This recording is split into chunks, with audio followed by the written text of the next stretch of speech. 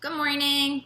Today we're going to be reading a story about shadows. And this story is called Nothing Sticks Like a Shadow.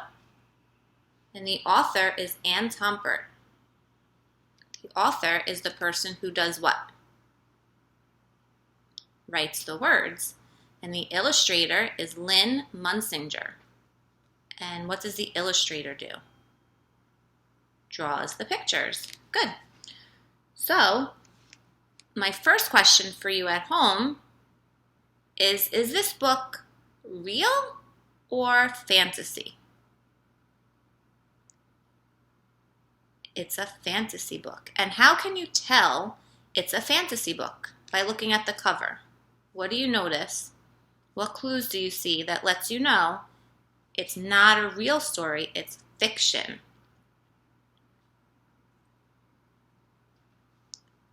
So if we look, the first thing we see is that it's a drawing, right? It's a cartoon right here. We have the bunny and the woodchuck. Okay, and what are they doing? They're dancing, right? And animals, they can't really dance like that, like people can. So that's how we know it's fantasy. So let's start reading our book, Nothing Sticks Like a Shadow. One day, Rabbit was dancing a wild fandango in a field filled with clover. Woodchuck was watching him from the doorway of his burrow. Can you find Woodchuck? Here he is. In his burrow is his house underground. Isn't it lonely playing by yourself? Woodchuck asked. I'm not alone, said Rabbit, pointing. See my shadow? It goes where I go and does what I do.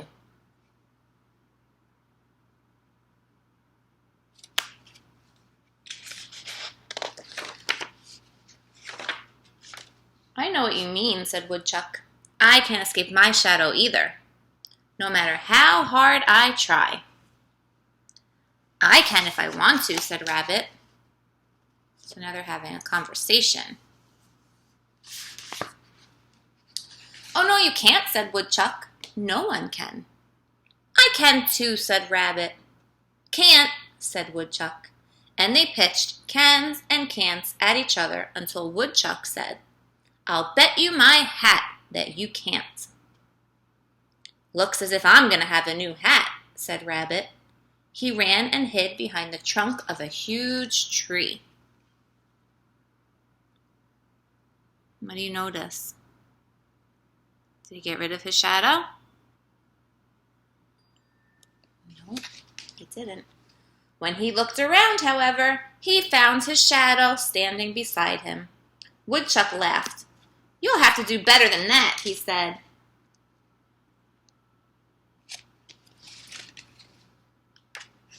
Rabbit hurried over to a bunch of bushes and hid behind them. He looked around. No shadow did he see. I've lost it, he cried, peeking from behind the bushes at Woodchuck. Give me your hat. What do you think? Do you think he lost his shadow? Let's see. Oh, no, you haven't, said Woodchuck, pointing. Rabbit looked to where Woodchuck was pointing and saw his shadow's head peeking from behind the bushes, too. See his shadow? Take my advice, said Woodchuck. Give it up. Stop wasting time. Nothing sticks like a shadow. With this, he went into his burrow. Woodchuck thinks he knows everything, Rabbit said to his shadow. But I'll show him. I'll run away from you. And with a great leap, he set out across the field of clover.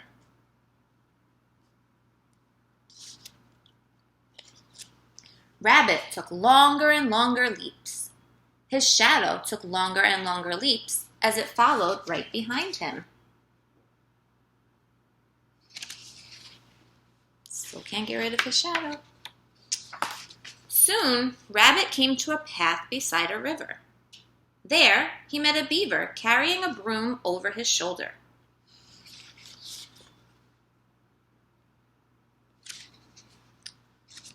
"Why are you running?" asked Beaver. "I'm trying to get away from my shadow," said Rabbit. "Woodchuck bet me his hat that I couldn't." How do you think Rabbit's going to try to get rid of his shadow now?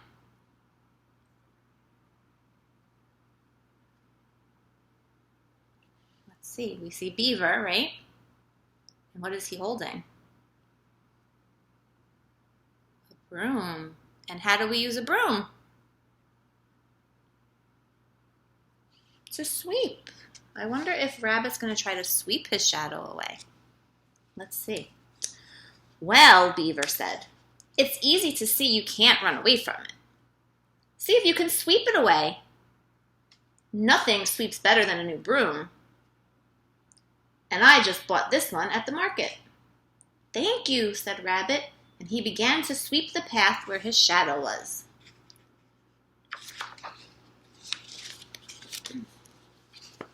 Back and forth, Rabbit swished the broom. Great whirlwinds of dust filled the air. Soon, Rabbit was coated with dust. Dust got into his eyes, making them itch. Dust got into his nose, and he sneezed. And then he sneezed again, but he didn't stop sweeping until he could see his shadow no longer. Did it work? Do you see Rabbit's shadow anywhere? I don't. Maybe it worked. Maybe he was able to get rid of his shadow. What do you think? Let's keep breathing. "I've lost it," he cried. "I've lost it." Dropping his broom, Rabbit danced a little jig. It's like a little dance. As he danced, the dust settled to the ground, and there was his shadow dancing behind him. I guess it didn't work. "I guess shadows can't be swept away," said Beaver. "I'm sorry I couldn't help you." He picked up his broom and went on his way. Who does Rabbit meet next? A skunk. No sooner had Beaver left than Skunk came along. "Goodness!" he exclaimed. "What happened? I've never seen anyone so dirty." "I was trying to sweep my shadow away," said Rabbit. "Everyone knows you can't sweep away shadows," said Skunk. "You can't hide from them or run from them either," said Rabbit.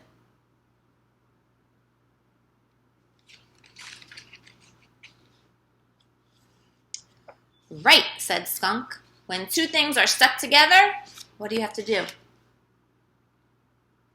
You must pull them apart." He leaned over, grabbed Rabbit, and pulled. Nothing happened. He grabbed Rabbit again and jerked so hard that he tumbled over backwards.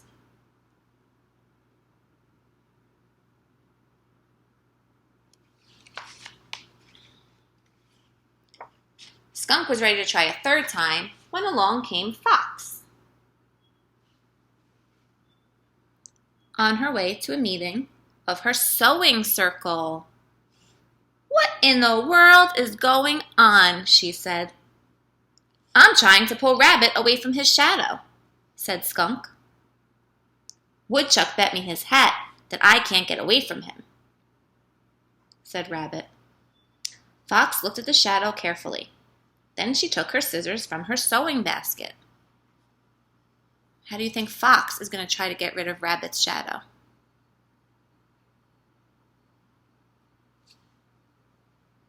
What is she doing?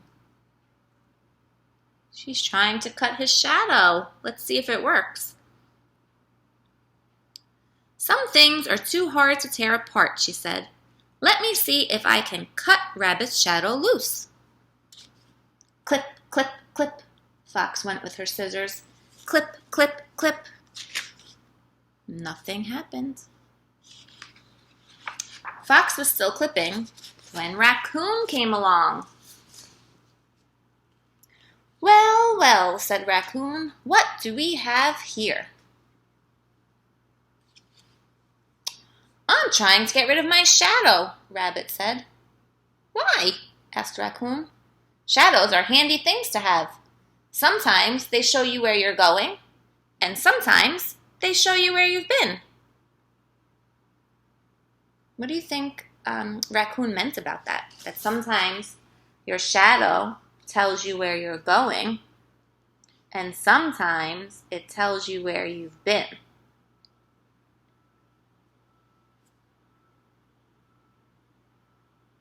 Let's take a minute to think about that. What he might mean. I know, said Rabbit, but Woodchuck bet me his hat that I can't get rid of mine even if I want to. Did you try hiding from it? Asked Raccoon. Yes, said Rabbit, but it didn't work, and I couldn't run away from it or sweep it away. I couldn't cut it off, said Fox. Let's try soaking it off, said Raccoon, and he ushered Rabbit to the river's edge. What do you think they're going to do? I think he's going to go in the river. Rabbit put one foot into the water, then jerked it out. It's cold, he wailed. Go on, urged Raccoon. Rabbit took a step. Keep going, said Raccoon. Rabbit shivered, right? When you're cold, you shiver. It's too cold, he cried. He swung around to leave the river, bumped into Raccoon, and fell into the water with a great splash. The river swirled around him. He tossed and rolled, trying to get back to his feet.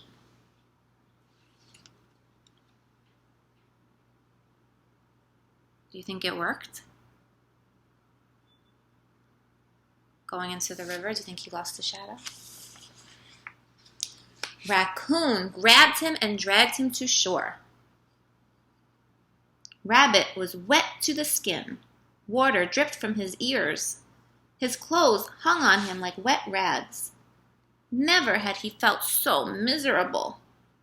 But the water had not washed away his shadow. There it was, right beside him. See, and you could see Raccoon's shadow also. Looks as if you're stuck with your shadow, said Raccoon. Why don't you give up, said Fox. Tell Woodchuck he's right, said Skunk. I don't want to, said Rabbit. But I guess I'll have to.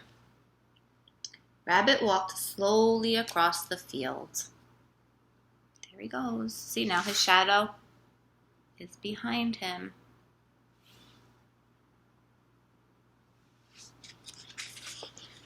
When he reached Woodchuck's burrow, Woodchuck was not at home. Rabbit stretched out on a flat, sunny rock to wait for him. His shadow stretched out beside him. He was tired. The hot sun felt good. Soon, steam rose from his drying clothes. He thought about moving to a shady spot, but he was too sleepy to do so. Anyway, he said with a yawn, if I stay here, maybe the sun will melt my shadow away. Rabbit tried hard to keep his eyes open to watch the sun melt his shadow, but his eyelids grew heavier and heavier until he fell asleep. It was dark when Woodchuck shook Rabbit awake. You win, said Woodchuck. Rabbit yawned and stretched and rubbed the sleep from his eyes. Woodchuck put his hat on Rabbit's head. Congratulations, he said. Your shadow is gone. How come Rabbit's shadow is gone?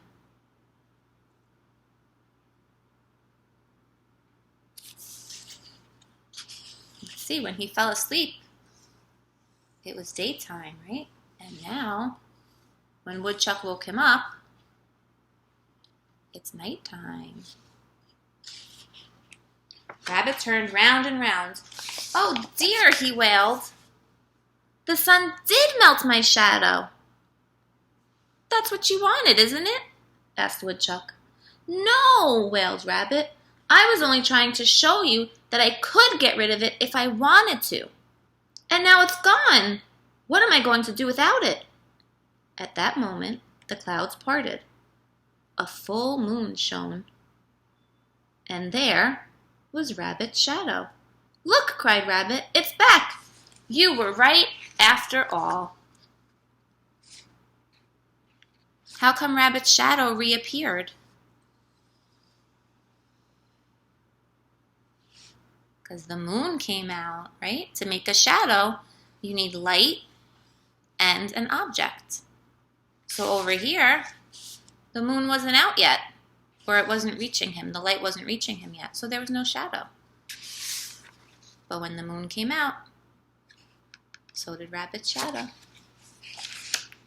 And he and his shadow whirled and twirled in a wild fandango. Of course I'm right, crowed Woodchuck, snatching his hat from Rabbit's head. I told you, nothing sticks like a shadow. The end. I hope you liked that little story. This is one of my favorite stories for this unit. So what we want you to do is think of a way, if you could get rid of your shadow, how would you do it? Okay, so you can draw a picture of how you would try to get rid of your shadow, just like in the book, the different ways Rabbit tried to get rid of his shadow, right? Now we know you can't really get rid of your shadow. It goes wherever you go. But let's pretend we could. How would you do it? Have fun, be creative, can't wait to see your ideas. Bye.